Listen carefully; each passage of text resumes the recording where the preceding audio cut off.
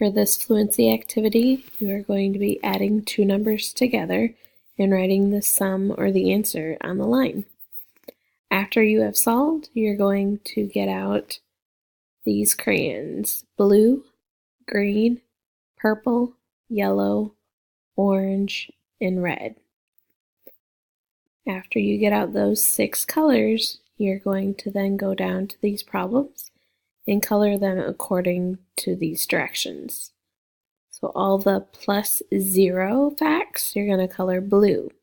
So if they added 0 like this one, I'm going to take my blue crayon and I'm going to color over this number sentence here. Do not color over the answer, otherwise your teacher will not be able to see what answer you marked. Color all the doubles facts green. So any doubles facts problem you see, remember, it's where you add the same number together. Again, color over the number sentence, but do not color over the answer. There is going to be more than just one, so be sure you check every row and see if it's a doubles problem and color it green.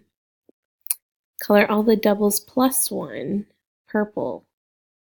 So let's see, like here, 3 + 3 is 6, so one more would be 3 + 4.